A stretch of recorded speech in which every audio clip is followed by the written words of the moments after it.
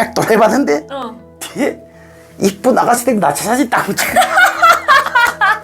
그래. 전단하고 북한 전단 딱 봤는데 종이칠부터 남쪽은 비 맞아도 안 젖어, 찢어도 안 져. 근데 북한 거는 비만 쭉 주면 걸레처럼 쭉쭉 찢어지고 있지. 경제력 차이가 여기서 나오거든.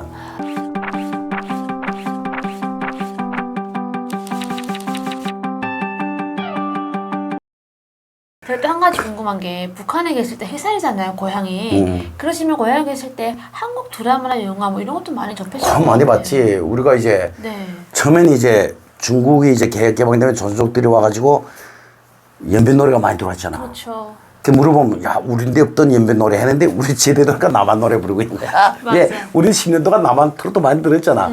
그 후방에 나다 보면 이게 연변 노래매 그 대표적인 게 사랑의 미로 같은 거. 야 그건 남선 노래야.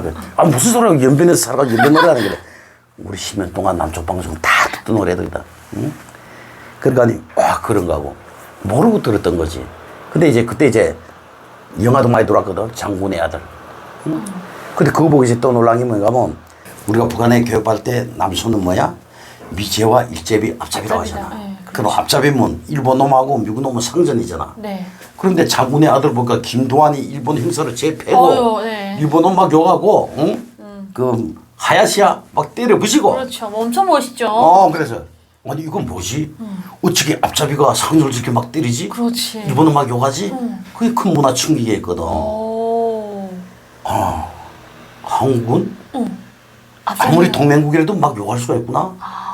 그 다음에 우리 그 전에 충격받던 건 또 뭐야? 뭐가 있어요? 임수경이 북한에 왔을 때 13사 저는 세계 그때 충격. 어릴 때라서 몰랐죠. 그때는 이제 남한이 이제 팔팔하고 북한은 그걸 대응하느라고 세계 청년 13사 추진이라는 걸 했어. 엄돈 털어가지고 그때 이제 전대회 대표로 이제 임수경 씨가 들어갔지. 맞죠. 그렇죠. 예. 북한 사람 얼마나 하나했어. 임수경. 응? 인기 장난 아니었다니까. 카리스마 있잖아. 말 잘하지. 자유롭게 하지. 거기다 이제 청바지 딱 이쁘지, 입고 티셔츠 입고 그 청바지 위에 사람 우린 청바지 입지도 못하냐. 북한에서는 여성들이 바지 목에 통제했잖아. 그렇죠. 치마 입을 때죠 그때. 그러니까 아니 여자가 마음대로 바지 입고 마음대로 활동하고 연설 마음대로 하고 그 다음에 그냥 남조선을 그저 잘근잘근 씹어버리는 거야. 와 저 친구는 어쩌면 우리인데 살려고 왔으니까 뭐 씹어도 뭐 위험하지 않겠지 했는데 좀 있다 보니까 간다는 거야. 아니 우리 북한 입장에서는 저렇게 정부를 씹어버리면 이거 당연히 총살감 아니야. 총살감이지. 저건 나 아버지 죽었어. 우리 다 죽는다고 했잖아. 그때 막 울고 불고 수경아 가지 가지 말라 죽는다고 너 하면 죽는다. 아버지면서 막 이랬어. 그때 문견 신부하고 뭐 이렇게 데리고 왔잖아. 미치겠다 진짜. 그래서 후에 소식이 죽을 줄 알았는데 그 후에는 임시경 소식이 북한 안 내보내거든. 왜? 그 실수 조선조방송 한 번 한 게 있어. 그 고위 장관 그 회담에서 조선 TV 기자들이 임시경이 집 방문에 촬영한 거야. 집에 가보니 소파 있고 피아노 있는 거야. 방도 거실도 크고. 그 사람 인식 뭐야? 역적이 집에 수도 소리 있고. 피아노 우리 피아노 있으면 다 부잣집이잖아. 소파 있고. 저렇게 잘 사는 애가 왜 저런 거 하냐. 그런 게 이제 이해가 안 됐고 나중에 국회의원까지 됐잖아. 그다음부터 싹 중단시키고 일체 임수경에 대한 자료를 안 내보내는 거야. 왜? 북한 입장에서는 임수경이 죽어야 목적이 이렇게 하는 거야. 그렇죠. 그러니까 안 죽었으니까 초기에는 임수경을 이용해서 자기네가 원하는 선전을 얻어냈지만은 그 후에는 반전인 거지. 오히려 역작용을 가져왔다. 맞아요. 임수경으로 인해서 북한 많은 사람들이 한국에 대해 더 관심을 갖게 되고 한국 과연 어떤 나라일까? 남조선? 막 이렇게 호감을 주는 그런 계기가 그러니까 이제 라디오 통해서 이제 아무리 가들이 안 내보내도 국회의원 됐다 소리 나오잖아. 그러니까 사람은 충격인 게 뭐야? 아니 그렇게 남쪽을 잘장 씹었는데 아니 국가를 대표한 국회의원 북한 말하면 뭐야? 그거죠. 인민대원이지. 거의 대의원이죠. 감히 정부를 대표하는 대원이 됐다고? 아니 정부를 씹고 정부 대표를 해? 말이 안 되는 거잖아. 그렇지. 북한 입장에서는. 말이 안 되죠.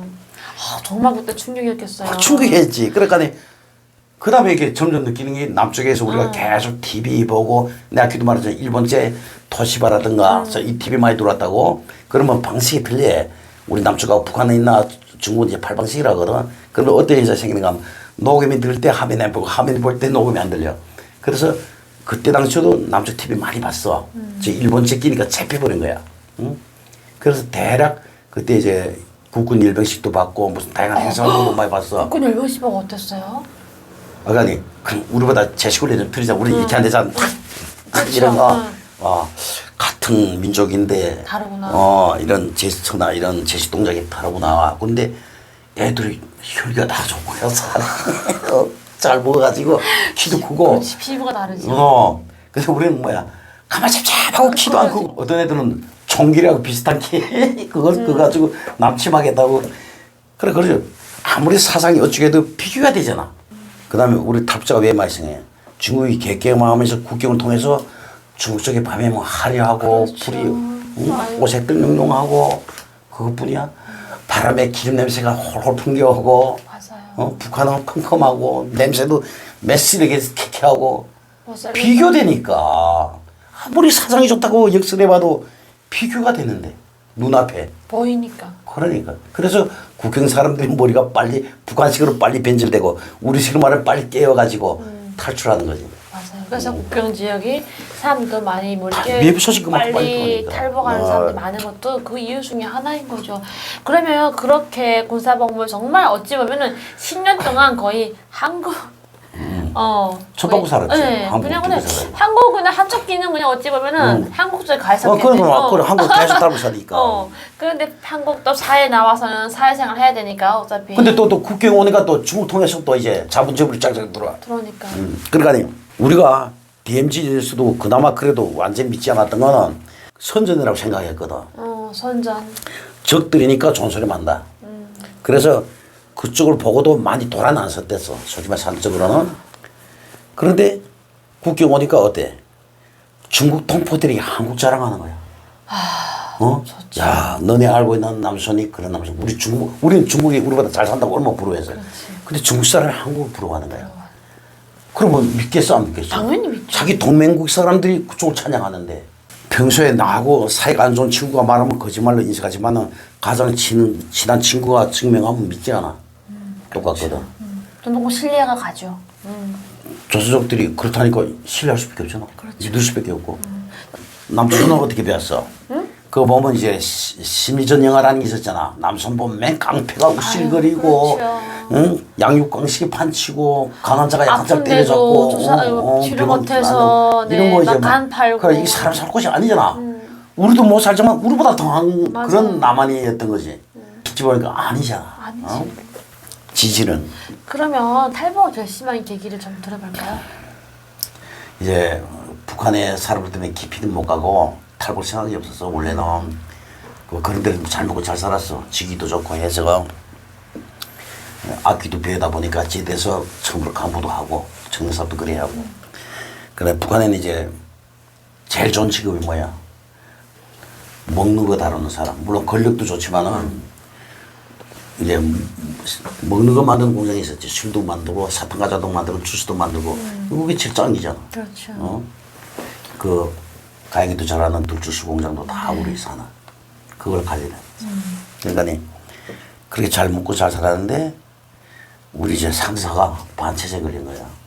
그 정부를 반대한 반동 그룹 조직이었지. 근데 그 사람은 내가 제일 가까웠고 그 사람 상업부위원장인데 그런 게 있었어요?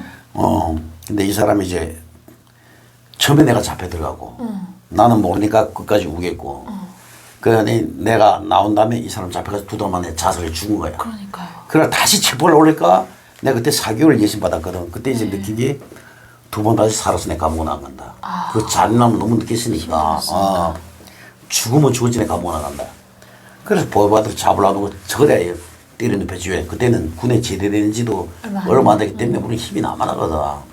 그리고 또 이거 쓰는 거 다 배웠고 10년 동안 살았다는 것만 배웠는데 뭐 보이고 아이들은 뭐 아무것도 아니지. 가들은 솔직히 말해 걸려만 쓰지 힘은 없는 새끼들이잖아.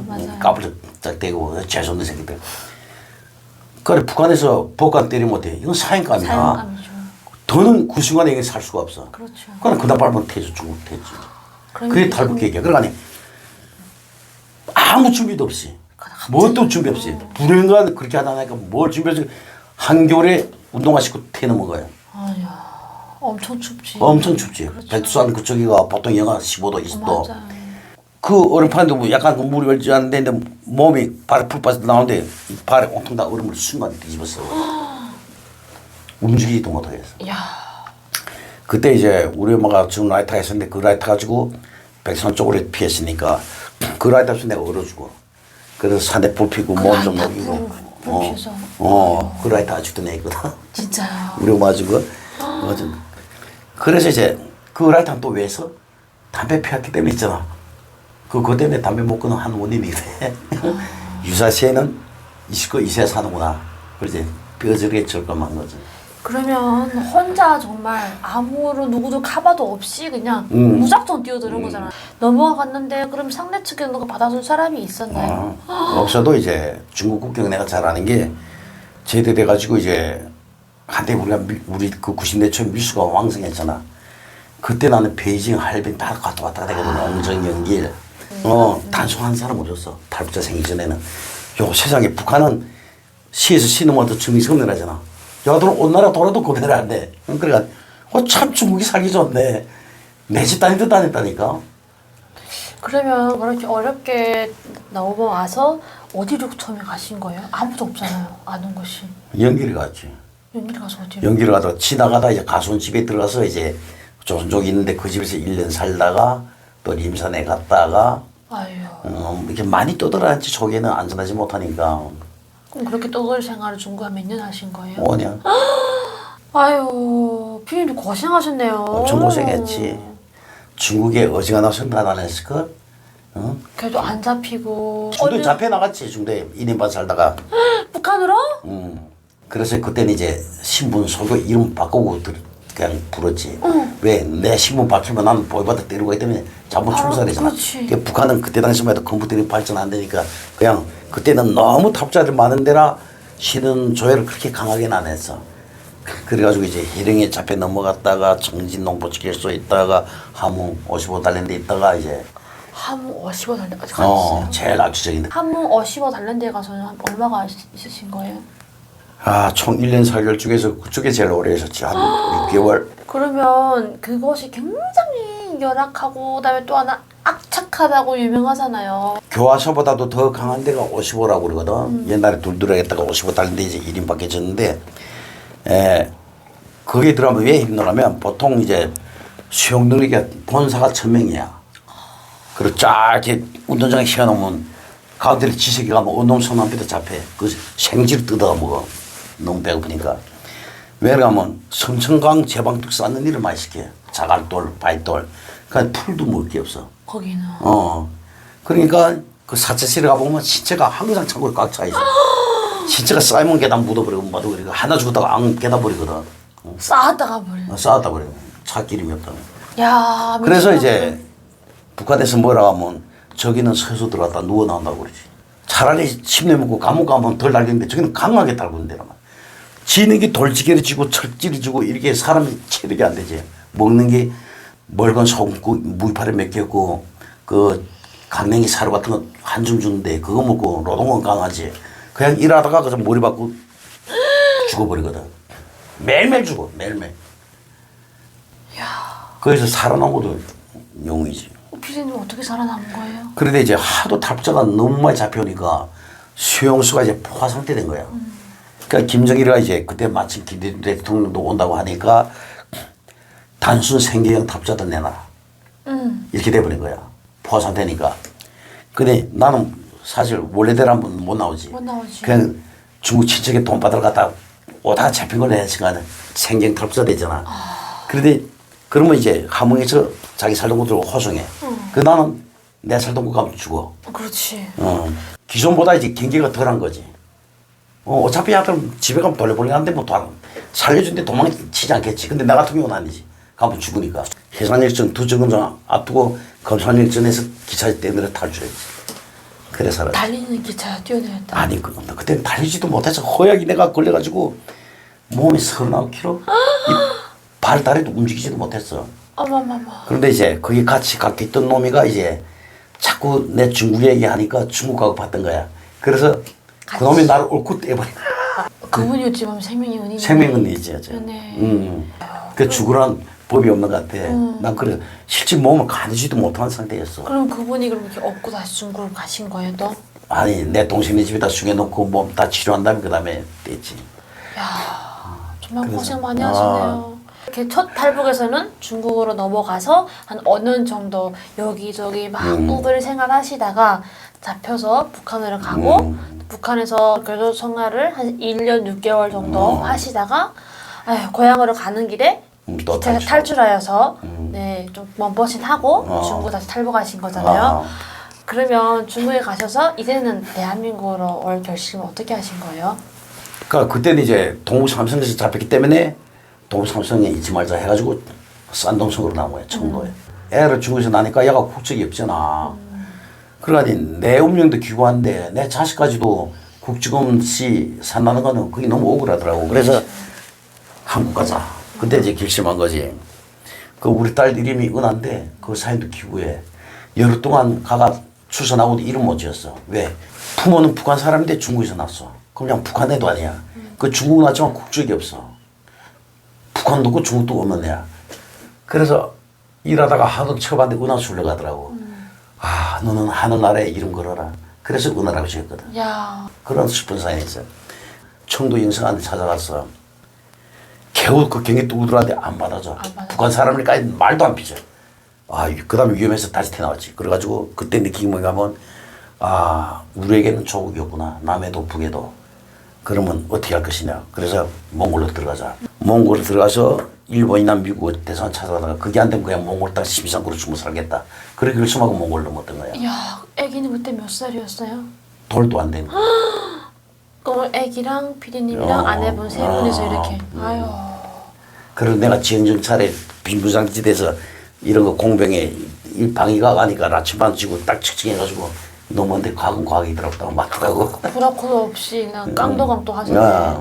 그냥 북한에서도 깡도강, 또 중국에서도 또 깡도강. 난 안내 이런 것도 없이 그러니까 철조망이 한 16개인가 그렇게 쳐 있더라고. 근데 조중 국경보다 더해. 몽골 국경하고 중국 국경 사이가. 그 철조망을 넘고 했는데 그때 이제 8월 말에 그 다음 날에 넘으니까 9월 1일인데 몽골은 그때 눈이 내려. 그러니까 애기를 포대기 씌웠다 뺏겼다 씌웠다 하니까 철조망 넘을 때는 하니까 애가 감기만 한 거야. 아, 나 어떡하냐. 그러니까 그때 가사키병이라고 심장병 걸렸는데 그 한국 들어오니까 그때 야 일주만 늦게 들어와서 죽는다고. 큰일 날 뻔했고. 큰일 날 뻔했지. 진짜 아기 때부터 고생했네. 고생했어. 그래서 철조망 넘고 해서 8시간 만에 이제 국경 몽골에 도착했어. 그 다음에 국경에서 최대한 떨어지자고 계속 사막길 걸었는데 가도 끝이 없고 이거 풀 한 포기도 없고 물 한 모금도 없어. 물을 한 병을 쥐고 왔는데 그것 때문에 몽골 간다고 물을 많이 쬐거든. 시간하고처럼 물은 떨어지고 하니까 야 일단 목말라 죽겠구나. 나중에 보니까 몽골에 길 잘못 들어서 목이 말라 죽은 사람 엄청 많아. 그렇지, 맞아요. 실제 기차 타고 오니까 이천리 물도 하나도 없는 거야. 사람이 이천리 길을 걸어온다 생각해봐. 아, 목마르지. 그냥 물 죽어. 없이 죽지요. 그래서 죽은 물 탈북민들 많거든. 그래서 한 이틀 걸어가는데 갑자기 한쪽에 집차오고 한쪽에 말들이 달리면서 몽골 국경기 부대가 우리 포위하는 거야. 도로 다시 남쪽으로 나가는 거야. 아, 야들이 중국을 넘기겠구나. 이틀 동안 개고생해서 겨우 살아왔는데 이게 뭐야 막 너무 억울하잖아. 중국말 하는 통역이 하나 들어오더라고. 우리 중국말 되니까 우리 사실 한국 관광객이다. 뻥쳤단 말이야. 응? 그러니까 그럼 한국 어디 살았냐 했는데 그때 청도에서 우리 사장이 한국 살 때 주소도 알았어. 그러면 한국에 산을 대라 뭐 지리산 뭐 이런 거 막 대비사 이런 거 물어보고 무슨 여러 가지를 물어봐. 그럼 뭐 그런 건 대충 배웠으니까 될까. 그 다음에 울라바토르에 있는 한국인성한테 대사관에 연결해 주는 거야. 네. 거기다 솔직히 말했지. 국경에서 살 동안 갔겠다가 그 다음에 울라바토르 한국 대사관 들어간 통해 살았지. 근데 그 국경 초소에 몽골 경비대 초소에 들어가니까 벽에 우리 글이 별명이 다 써 있는 거야. 난 그래서 그래도 나는 좀 날래서 이 길을 개척자인가 보다 하고 들어가서 이미 내보다도 수많은 탈북자들이 그 과목을 거쳐간 거야. 우리 탈북 미격서가 그 벽지에 다 있는 거야. 난 정말 시간이 그래도 그 벽이 허물어졌다고 짓고 봐마. 응? 그게 그 절규 그런 걸들. 맞아요. 저희도 그런 태국을 왔잖아요. 그때 거치는 과목마다 한 벽면에 다 우리 사람들이 다 손글씨로 쓴 게 있어요. 절규와 울분이 네. 얼마나 많아.